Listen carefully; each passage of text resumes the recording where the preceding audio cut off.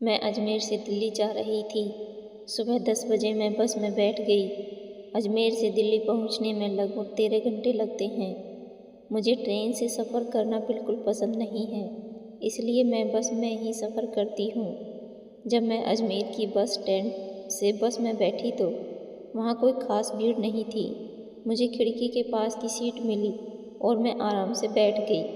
लेकिन मेरे मन में एक बड़ी चिंता थी। मेरे पति कुछ साल पहले अजमेर में ट्रांसफ़र होने के बाद वहाँ रहने लगे थे। जब वह पहली बार सामान लेकर अजमेर गया तब मैंने उसके साथ जाने के लिए कहा, लेकिन उसने मुझे समझाया कि अंजलि चिंता मत करो, कुछ महीनों में मैं वहाँ सेटल हो जाऊँगा, फिर तुम्हें ले जाऊँगा। लेकिन वह मुझे कभी नहीं ले गया। मैंने कई बार उसे समझाने की कोशिश की कि मैं यहाँ अकेली नहीं रह सकती। हम पति पत्नी हैं, अलग रहना सही नहीं है। लेकिन वह मेरी बात सुनने को तैयार नहीं था। उसके अजमेर जाने के बाद उसका व्यवहार धीरे धीरे बदलने लगा। शुरू में वह मुझे हफ्ते में एक बार फ़ोन करता था, फिर महीने में एक बार, और अब तो वह 6 महीने में फ़ोन करने लगा था। फिर मुझे एक रिश्तेदार से एक चौंकाने वाली खबर मिली। अजमेर में मेरे पति ने दूसरी महिला से शादी कर ली है और वह उसके साथ रह रहा है। यह सुनकर मुझे बहुत बुरा लगा और गुस्सा भी आया। इसलिए मैंने सब जानने के लिए अजमेर जाने का फैसला किया। अजमेर पहुंचने के बाद मैंने चुपके से पूछताछ की और जो मैंने सुना था वह सच निकला। मेरा पति वास्तव में एक दूसरी महिला के साथ रह रहा था और उनका एक बच्चा भी हो गया था। यह सब मैंने दूर से ही देखा। उससे मिलने या बात करने की मेरी इच्छा नहीं हुई, क्योंकि मुझे लगा कि उससे मिलकर कुछ नहीं होगा। मैं बहुत निराश हो गई थी। पिछले कुछ वर्षों में मैंने उसके ऊपर कितना भरोसा किया और उसकी यादों में अपना जीवन बिता दिया। एक दिन वह मुझे अपने साथ ले जाएगा, इस उम्मीद में मैंने कितने साल बिताए थे। लेकिन उसने मुझे तो जो धोखा दिया, उसे देखकर मेरे दिल पर बड़ा आघात हुआ। मैं अपनी सीट पर अकेली बैठी हुई थी। मेरी सीट 2 लोगों के लिए थी, लेकिन बस में काफ़ी जगह होने के कारण कुछ समय के लिए मेरी सीट खाली रही। अगले एक स्टेशन पर बस रुकी और कुछ लोग चढ़े। उनमें से एक आदमी मेरे पास आकर बैठ गया। बस में बैठे बैठे काफ़ी समय बीत चुका था और मुझे थकान महसूस होने लगी थी। दोपहर के 2 बज चुके होंगे और मुझे प्यास भी लग रही थी। इसलिए मैंने अपनी बैग से पानी की बोतल निकाली, लेकिन बोतल में पानी तो ख़त्म हो चुका था। मैं बोतल को वापस रख दी थी तो मेरे पास बैठे उस आदमी ने देखा कि मुझे पानी चाहिए, लेकिन मेरी बोतल का पानी ख़त्म हो गया था। वह बोला, मैडम आपको पानी चाहिए? मैंने कुछ नहीं कहा, लेकिन उसने अपने बैग से एक पानी की बोतल निकालकर मेरे हाथ में दे दी। मैंने थोड़े घूंट पानी पिया और वह बोतल उसे वापस दे दी। मैंने उसे धन्यवाद कहा। अब शाम के करीब 6 बजे होंगे। बस तेज़ी से आगे बढ़ रही थी। मैंने उससे पूछा, आप कहाँ जा रहे हैं? उसने बताया, मैं दिल्ली जा रहा हूँ। अच्छा, मैं भी दिल्ली जा रही हूँ। यह सुनकर उसे थोड़ा आश्चर्य हुआ और उसके चेहरे पर हल्की मुस्कान भी आई। उसने बताया कि वह अजमेर में काम करता है और इंजीनियर है। सर्दियों के दिन थे और जैसे जैसे शाम बढ़ रही थी, वातावरण में काफ़ी ठंड बढ़ रही थी। मैंने अपनी खिड़की की कांच बंद कर दी, लेकिन कुछ यात्रियों ने खिड़कियां खुली रखी थी, जिसकी वजह से ठंडी हवा बस में आ रही थी। मुझे बहुत ठंड लगने लगी। मैंने स्वेटर तो पहन रखा था, लेकिन जल्दी जल्दी में शॉल लाना भूल गई थी, जिसका मुझे बहुत अफसोस हुआ था। अब रात के 10 बज चुके थे और ठंड बहुत बढ़ गई थी। बस के अंदर की लाइट भी बंद हो गई। मैं ठंड से कांप रही थी। मेरे पास बैठे आदमी ने अपनी बैग से एक शॉल निकाल कर पहन ली थी। मुझे देखकर उसे समझ आ गया होगा कि मुझे ठंड लग रही है, लेकिन उसने कुछ नहीं कहा। मैं खुद ही पर नाराज़ हो रही थी कि इतने लंबे सफ़र पर जा रही हूँ और शॉल लेना भूल गई। रात लगभग 11 बजे बस एक ढाबे पर रुकी। मैंने तय किया कि गर्मा गर्म चाय पीकर थोड़ी गर्मी प्राप्त करूँगी। चाय लेते वक्त वह आदमी भी नीचे उतरा। उसने मेरी ओर देखा और मैंने उसके पास जाकर थोड़ा मुस्कुराते हुए पूछा, आप भी चाय लीजिए। उसने कहा ठीक है, तो मैंने उसके लिए भी एक चाय मंगवा दी। हम दोनों ने साथ में चाय पी और थोड़ी बातचीत भी हुई। चाय पीने के बाद फिर से बस में बैठे, गाड़ी चलने लगी। लेकिन अब रात के 12 बज चुके थे और ठंड और भी बढ़ गई थी। मुझे फिर से पहले की तरह ठंड लगने लगी। उस आदमी ने कहा, मैडम अगर आपको कोई परेशानी नहीं है तो मैं अपनी शॉल आपको दे सकता हूँ। उसने अपनी शॉल उतारकर मेरी तरफ बढ़ाई। मैंने उसे लेने से मना कर दिया क्योंकि उसे भी ठंड लग रही होगी। मुझे लगा कि उसके लिए यह सही नहीं होगा, लेकिन वह बहुत आग्रह कर रहा था। मैंने कहा, आप मुझे शॉल दे रहे हैं, लेकिन आपको भी तो ठंड लग रही होगी। वह हंसते हुए बोला, कोई बात नहीं, मैं एडजस्ट कर लूँगा। फिर मैंने कहा, नहीं, आप खुद को परेशान मत कीजिए। थोड़ी देर तक मैं वहीं ठंड से काँपती रही। तब उसने कहा, मैडम अगर आपको कोई दिक्कत नहीं है तो हम दोनों मिलकर इस शॉल को आधा आधा ओढ़ सकते हैं। इससे हम दोनों थोड़ा सा ठंड से बच सकेंगे। मैंने थोड़ी देर सोचा और कहा, ठीक है, क्योंकि अब ठंड सहन करना मुश्किल हो रहा था। उसने अपनी शॉल आधी उतारी और मुझे दे दी। वह थोड़ा पास हो गया और मैं भी थोड़ी उसकी ओर ढल गई। हम दोनों ने शॉल को आधा आधा ओढ़ लिया और यात्रा फिर से शुरू हुई। अब रात का 1 बज गया था। कुछ घंटे में हम दिल्ली पहुंचने वाले थे। शॉल की वजह से मेरी ठंड कुछ कम हो गई थी, लेकिन हम इतने पास थे कि उसके शरीर की गर्माहट से मुझे काफ़ी राहत मिल रही थी। थोड़ी देर बाद बैठे रहने पर वह थोड़ा सा हिला और बोला, मैडम मेरा हाथ थोड़ा जाम हो गया है, क्या मैं आपके कंधे पर रख सकता हूँ, अगर आपको कोई दिक्कत नहीं है। मैंने कहा, ठीक है, कोई बात नहीं। उसने अपना बायां हाथ मेरे कंधे पर रखा, जिससे हम और भी करीब आ गए। मैंने उसे धन्यवाद दिया और कहा, अच्छा हुआ कि आपने मुझे शॉल दी, नहीं तो इस ठंड से मुझे बहुत दिक्कत होती। वह मुस्कुराते हुए बोला, ऐसा कुछ नहीं है, एक दूसरे की मदद करना हमारा कर्तव्य है और मुझे मदद करना हमेशा पसंद है। मुझे उसका स्वभाव बहुत पसंद आया, इसलिए मैंने उसे पूछा, आपका नाम क्या है। मेरा नाम आदित्य है। मैंने कहा, मेरा नाम अंजलि है। उसने हंसते हुए कहा, अच्छा नाम है। मैं थोड़ी लज्जाई और उसने कहा, थैंक यू। हम इतने करीब बैठे थे कि आसपास के लोगों को लगता था कि जैसे हम पति पत्नी हैं। आदित्य बोले, मुझे बस से यात्रा करने की आदत नहीं है, मैं हमेशा ट्रेन से ही जाता हूँ, लेकिन आज पहली बार बस से यात्रा कर रहा हूँ। मुझे बस में सफ़र करना बहुत बोरिंग लगता है। मैंने हंसते हुए कहा, ऐसा है क्या, मुझे तो बस से यात्रा करना बहुत पसंद है।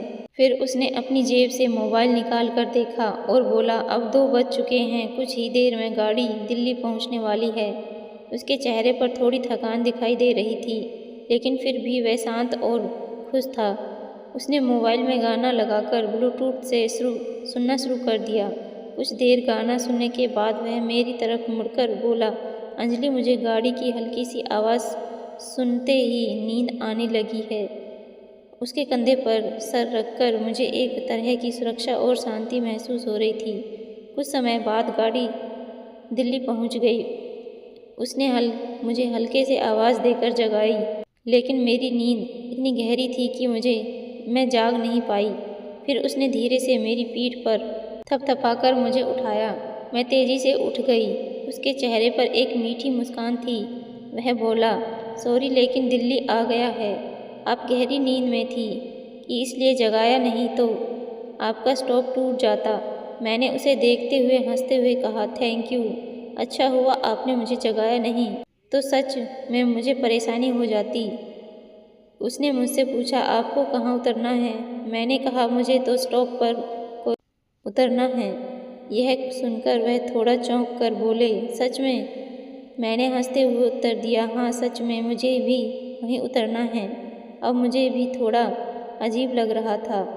कि हमारा सफ़र कितना सामान था। करीब रात के 4 बजे बस स्टॉप पर रुकी। हम दोनों नीचे उतर गए। चारों ओर गहरा सन्नाटा था और सड़क पर कुछ ही गाड़ियाँ दिखाई दे रही थी। मैंने तय किया कि यहाँ से मैं रिक्शा लेकर घर जाऊँगी, लेकिन उस समय रिक्शा मिलना बहुत मुश्किल था। आदित्य जब अब भी मेरे पास खड़ा था। मैंने पूछा, आपको कहाँ जाना है? कौन सी कॉलोनी है आपकी? उसने जवाब दिया, नहीं नहीं, मेरा घर यहाँ पास में ही है। मैं बस रिक्शा मिलने तक आपके साथ रुक गया हूँ। उसकी इस बात से उसका बहुत सम्मान बढ़ा दिया। मैंने उसे मुस्कुराते हुए कहा, थैंक यू। अब लगभग 4:30 बज रहे थे और न तो रिक्शा मिल रही थी और न ही कोई वहाँ। फिर उसने कहा, अंजलि, अगर आपको कोई परेशानी नहीं है तो क्या आप मेरे घर चलोगी? मेरा घर यहाँ पास में है और बहुत रात हो चुकी है। यहाँ ज़्यादा देर ठहरना मुझे सुरक्षित नहीं लग रहा। मैंने थोड़ी देर सोचा। वह समय लग रहा था और उसका व्यवहार भी बहुत अच्छा था। मैंने उस पर भरोसा करते हुए कहा, ठीक है, चलिए। हम दोनों अपनी अपनी बैग्स लेकर चलने लगे। रास्ते की खामोशी में हम दोनों ने ज़्यादा बात नहीं की, लेकिन उसके साथ चलने में मुझे एक तरह का सुकून मिल रहा था। कुछ देर चलने के बाद हम एक घर के सामने पहुँचे। उसने अपनी जेब से चाबी निकालकर दरवाज़ा खोला। हम अंदर गए। उसका घर बड़ा नहीं था, 2 कमरों का छोटा सा लेकिन साफ सुथरा घर था। उसने कहा, अंजलि जी, मेरे घर में आपका स्वागत है। मैंने थोड़ी शर्मीली आवाज़ में कहा, धन्यवाद। उसने बताया, मैं यहाँ बहुत कम समय रहता हूँ। मेरा काम अजमेर में ज़्यादा होता है, इसलिए कुछ दिन अजमेर में और कुछ दिन यहाँ रहता हूँ। मैंने कहा, आपका घर बहुत अच्छा है आदित्य जी। उसने कहा, अंजलि जी, आप बेड पर सो जाएं, मैं सोफे पर सो जाऊंगा। मैंने तुरंत कहा, नहीं नहीं, आप बेड पर सोएं, मैं सोफे पर सो जाऊंगी। वह दृढ़ता से बोला, ऐसा नहीं होगा। आप मेरे घर की मेहमान हैं। अगर आप सोफे पर सोओगी तो मुझे अच्छा नहीं लगेगा। आदित्य ने मुझे अपनी बात मानने पर मजबूर कर दिया और हम दोनों अपनी अपनी जगह सो गए। सफ़र की थकान की वजह से मुझे जल्दी ही नींद आ गई। उस रात की बातें और उसके सभी स्वभाव ने मेरे मन पर एक अलग ही सकारात्मक असर डाला था। जब मेरी आंख खुली तो मैंने चारों ओर देखा। सामने दीवार पर एक घड़ी लटकी हुई थी और सुबह के 10 बज रहे थे। मैंने देखा कि आदित्य जी उठ चुके हैं और घर में कुछ सफाई कर रहे थे। घर में थोड़ी बहुत गंदगी थी और वह उसे साफ कर रहे थे। उन्होंने मेरी ओर देखते हुए गुड मॉर्निंग कहा और बाथरूम की तरफ इशारा किया। मैं बाथरूम में गई। वहाँ कोलगेट रखा था तो मैंने उसे लिया और ब्रश किया। जब मैं फ्रेश होकर बाहर आई तो मैंने अनजाने में आदित्य जी की तरफ देखा और कुछ क्षणों के लिए उनकी नज़रों में खो गई। उन्होंने शर्ट उतार रखी थी और वह सिर्फ बनियान में था। उनका शरीर बहुत आकर्षक था। शायद वह जिम करते थे और मैं कुछ पल के लिए उनकी आंखें उनकी तरफ देखती रही। उन्होंने मेरी नज़र पकड़ ली और मुस्कुराते हुए पूछा, अंजलि, तुम चाय पियोगी या कॉफ़ी? मैंने कहा, मैं चाय लूँगी। उन्होंने तुरंत एक मस्त चाय बनाई और सच में वह चाय बहुत अच्छी बनी थी।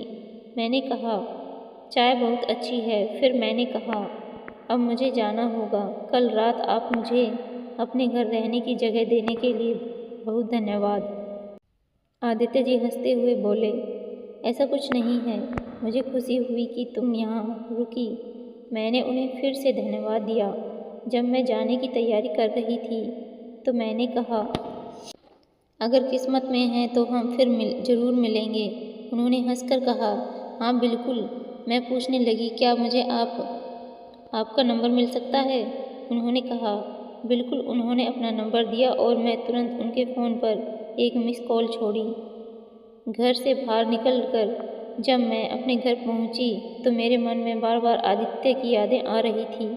उनके व्यवहार में जो सम्मान था, उनकी साधारण बातचीत की आदत और जो मदद उन्होंने की, उसने मेरे मन पर गहरा प्रभाव डाला था। मैंने कभी अपने पति को छोड़कर किसी दूसरे आदमी के लिए ऐसी भावनाएं अनुभव नहीं की थी। लेकिन आदित्य जी के स्वभाव में मुझे एक अलग ही आकर्षक महसूस हो रहा था। मैंने 2 दिन बाद आदित्य को फ़ोन किया। उन्होंने कहा, कहाँ हो? मैं आज घर पर ही हूँ, आराम कर रहा हूँ। क्या हुआ? मैंने कहा, कुछ नहीं, आपकी याद आई तो फ़ोन किया। उन्होंने हंसकर कहा, ठीक है, फिर मिलते हैं कहीं। मैंने उन्हें अपने घर के पास के गार्डन में मिलने का तय किया। मैं समय से थोड़ी पहले गार्डन पहुँच गई। थोड़ी देर बाद आदित्य जी आए। उन्होंने देखकर मेरा दिल थोड़ा धड़कने लगा, क्योंकि उन्होंने जीन्स और शर्ट पहन रखी थी और वह बहुत हैंडसम लग रहा था। उन्होंने मुस्कुराते हुए पूछा, कैसे हैं? यह एक नई स्टाइल है। मैंने हंसकर कहा, आप बहुत ही हैंडसम लग रहे हैं। फिर वह गार्डन में कुछ समय बातें करते रहे। उन्होंने पूछा, अंजलि जी, आप क्या अकेले रहती हैं? मैंने कहा, हाँ, मैं अकेले रहती हूँ। मेरे पति अजमेर में रहते हैं, लेकिन उन्होंने मुझे बहुत धोखा दिया है। मैंने उन्हें अपने जीवन की सारी बातें बताई। उन्होंने मेरी कहानी को चुपचाप सुना और उनके चेहरे पर दुख और संवेदना साफ झलक रही थी। बात करते करते जब 4 बजे मैं आदित्य जी से कहा, आज आप खाना कहाँ खाने वाले हैं? अरे, मैं अभी तक कुछ तय नहीं कर किया। मैंने कहा, तो आज मेरे घर चलिए। वह मुस्कुराते हुए बोले, ठीक है, शाम को आऊँगा। इस पर हमने एक दूसरे को अलविदा कहा। शाम को 6 बजे मैंने उन्हें फ़ोन किया, आदित्य जी, आप आ रहे हैं? उन्होंने कहा, हाँ, मैं बेशक आ रहा हूँ। ठीक है। 7 बजे आदित्य जी मेरे घर आए।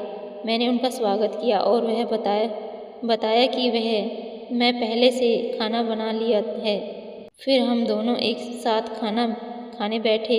उस दिन मैंने एक पिंक रंग की साड़ी पहनी थी जो थोड़ी पारदर्शी थी और उसके साथ स्लीवलेस ब्लाउज पहना हुआ था। खाना बनाने के बाद हम सोफे पर बैठकर बातें करने लगे। अचानक आदित्य जी बोले, आप इस साड़ी में बहुत सुंदर लग रही हैं। उनकी इस तारीफ पर मैं हंस पड़ी और बोली, सच? अच्छा, सच में? फिर बातचीत के दौरान मैंने अपना फ़ोन निकाला और उनसे कहा, आदित्य जी, मुझे मोबाइल के कुछ काम नहीं पता। मेरे फ़ोन में एक ऐप आ गया है, लेकिन वह डिलीट नहीं हो रहा। उन्होंने कहा, लाओ मुझे दो, मैं ठीक कर देता हूँ। वह मेरे पास आकर बैठे और मेरे फ़ोन को कुछ सेकंड में ठीक कर दिया। मैं इस पर बहुत हैरान थी। हम एक दूसरे के बहुत करीब बैठे थे। आदित्य जी ने कहा, अंजलि, उस दिन जब तुम मेरे साथ यात्रा कर रही थी, मुझे बहुत अच्छा लगा। मैंने कहा, हाँ, वह रात मेरे लिए भी यादगार थी। हमारी नज़रें मिली और उन्होंने धीरे से अपना हाथ मेरे हाथ पर रखा। वह मेरे आँखों में देखने लगे और मेरे चेहरे के बहुत करीब आ गए। आदित्य जी ने हल्के से अपना चेहरा आगे बढ़ाया। हम दोनों उस पल खो गए थे। जितना मैं उन्हें जानती थी, उनके स्वभाव की गंभीरता और अपनापन मुझे बहने लगा था।